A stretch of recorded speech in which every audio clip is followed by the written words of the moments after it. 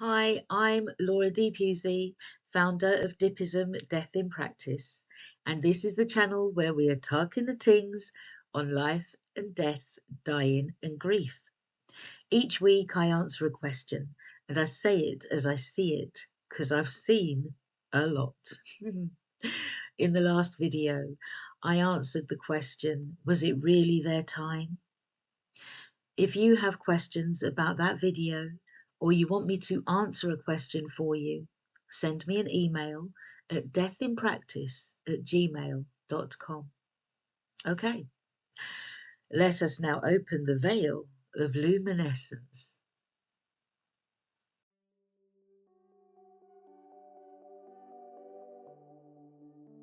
With the intention of infinite truths, by the pulse of sacred light, I call forth the veil of luminescence.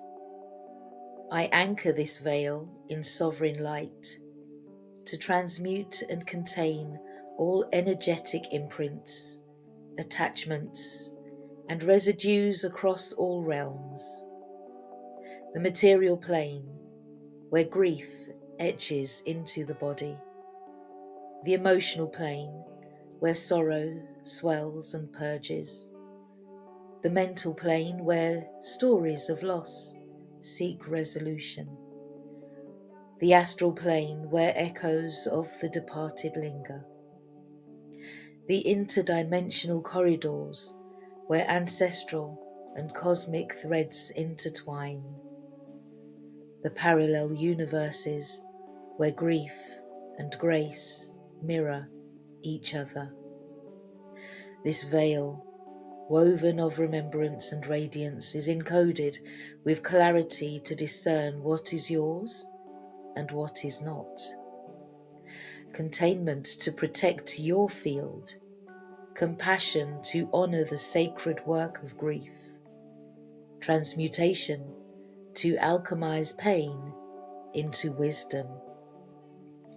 Let this veil shimmer between worlds, holding space for the divinity of each soul, the teachings where presence dissolves suffering, the soul's awakening where death births depth, the healing where grief becomes grace.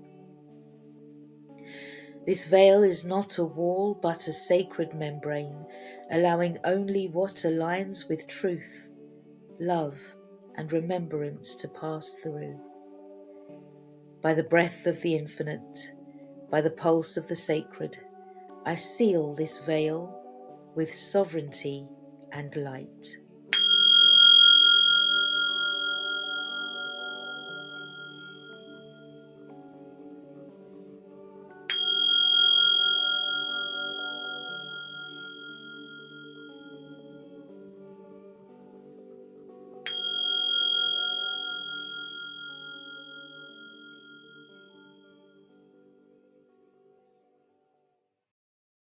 Well, good day, sport.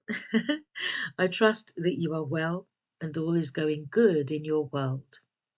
However, if someone you know or love has recently died and you are struggling with your grief, there are two powerful self-conscious emotions that we are discussing today, and they are shame and guilt. Grief, guilt, and shame often get tangled together after loss, but they are actually quite different emotional processes, and they influence the grieving journey in different ways. Let's have a quick recap on what grief actually is. So, grief is the natural emotional response to loss. It can include sadness, longing, anger, confusion, numbness, and even relief depending on the circumstances.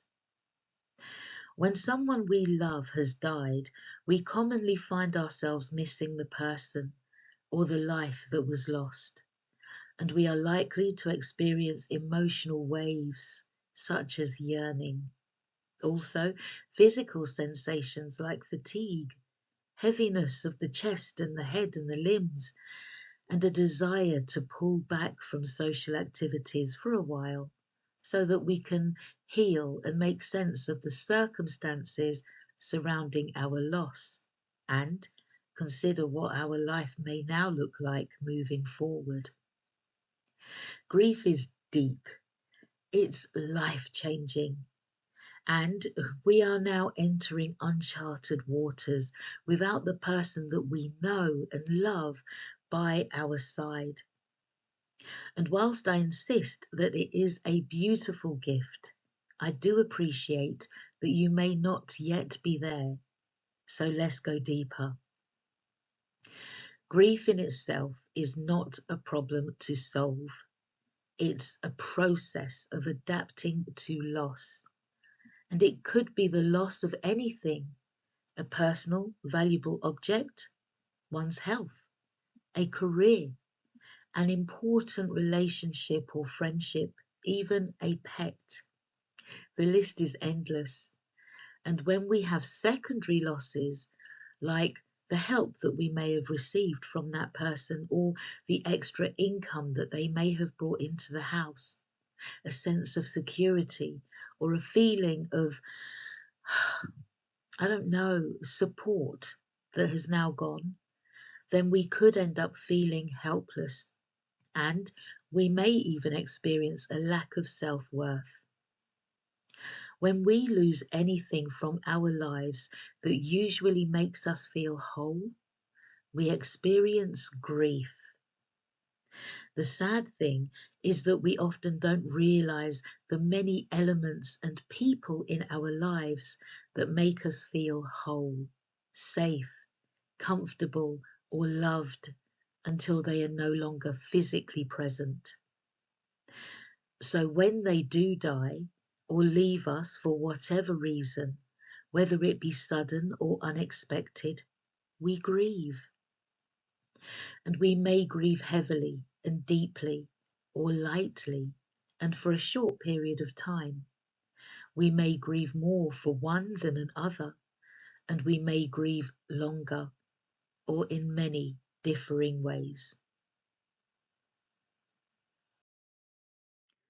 Guilt is the feeling that I did something wrong. It often sounds like I should have done more. I didn't do enough. If I had noticed sooner, maybe things would be different. I should have been there. Guilt focuses on specific actions or the ways in which we feel that we have failed someone. Sometimes guilt does reflect real mistakes, but very often in grief, it's the mind trying to regain control over something that was uncontrollable. Guilt can complicate our grief with the kind of what if thinking that has us running around in mental circles with no solution or relief, delaying our acceptance of what has happened. Whereas shame, shame is deeper and more identity focused. It says something is wrong with me. It says I'm a bad person, partner, or friend. It tells us I should be stronger, or people will think I didn't care enough, or I shouldn't still be grieving. Grief targets behaviour, where shame targets our self. And these are very, very deep-rooted emotions.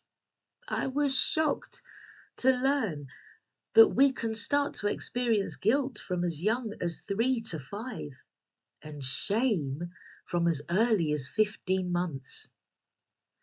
This means that these emotions are hardwired in our brains and can be rather difficult to reverse. Now, positive experiences can result from feeling genuinely guilty about something. It can make a person see their actions and take responsibility, apologize, seek forgiveness, and work toward making a situation better. But it can also go left and make someone punish themselves over and over again over something that they've done to another. A guilty person might also try to deny their actions, refuse to take responsibility, and project their guilt onto others, unable to face what they have done, and then make the situation worse and harder to come back from.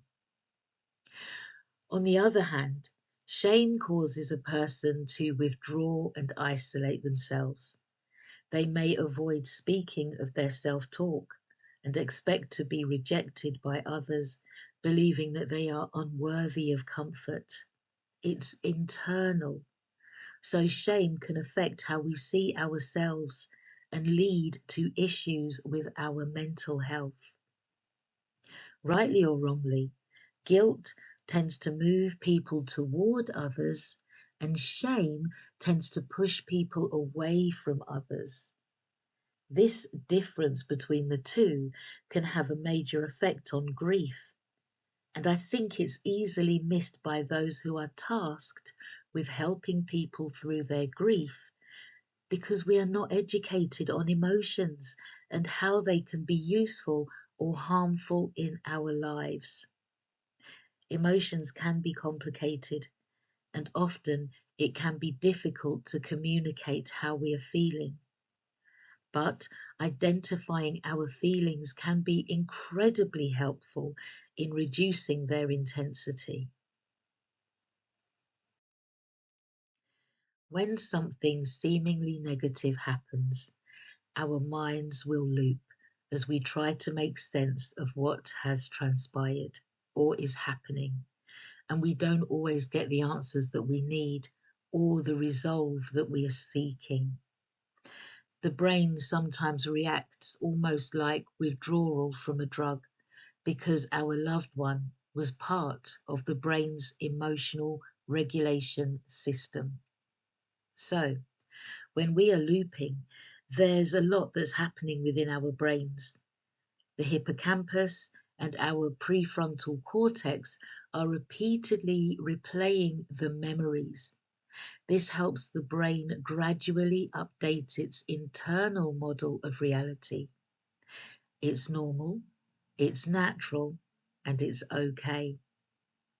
Over time, the brain begins to reorganize, and several changes often occur. The stress reduces. Our memories shift from painful triggers to meaningful memories. And instead of expecting the person physically, the brain holds them as an internal presence. The bonds we had with our loved ones continue, and we can move forward. And it does take time. You know, the grand majority of us do not go out of our way to harm others, but somehow we manage to harm ourselves. In a world where we are under emotional, mental, financial, and social stresses, we can find ourselves at the mercy of negative self-talk over events that could have gone differently in our lives. But hear me now, and hear me good. Grief can be overwhelming, and sometimes your mind can turn against you. But that doesn't mean that those thoughts are true. If your self-talk is not providing you with any solutions for your worries, and you are left feeling more shame or guilt, then you must reach out to someone for support. It's not about villainizing your emotions. I believe we have them as tools to make it through life, but we haven't been taught how or when to use them. We all deserve support and understanding, and we don't have to go through grief alone. Grief has a way of distorting our thoughts and making us feel like we are alone. But speaking to a trusted friend or family member or a professional can help to ease the weight of what we are carrying and remind us that we are not alone in our grief.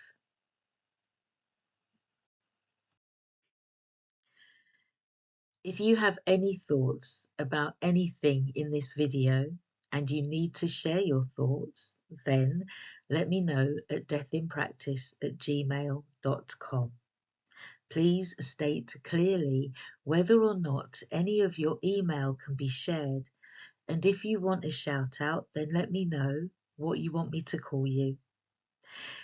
If you would like a one-to-one with myself or one of my grief practitioners, contact us at www.dipism.com. You can find snippets of these videos on TikTok and Instagram, and also other YouTube channels of mine where you can leave your comments.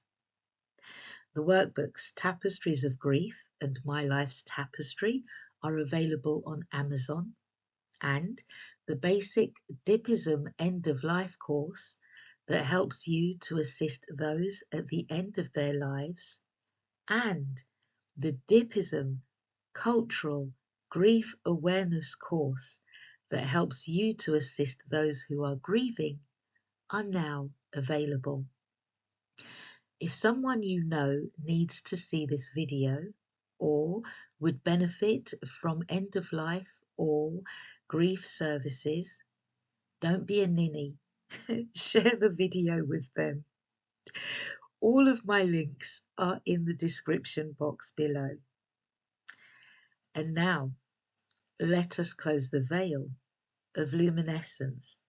But hold on. I do want to say something. And I think I should have been saying this on all of my previous videos. But please, do your own research, okay? Don't take my word as gospel. This is my truth. It works for me. What works for me might not work for you, okay? Find you. Discover you. You're beautiful. You're perfect. And you came to earth to be you. That's all that matters. One love. By the breath of the infinite, by the pulse of the sacred, I honour the veil of luminescence now fulfilled. This veil, once summoned to transmute and contain, has held the field with clarity, compassion, and sovereign light. As the teachings settle and the soul integrates, I call forth the sacred closure of this veil across all realms. On the mental plane, let the body rest in renewal. On the emotional plane, let sorrow soften into spaciousness. On the mental plane, let stories find stillness. On the astral plane, let echoes return to source. Through interdimensional corridors, let threads untangle.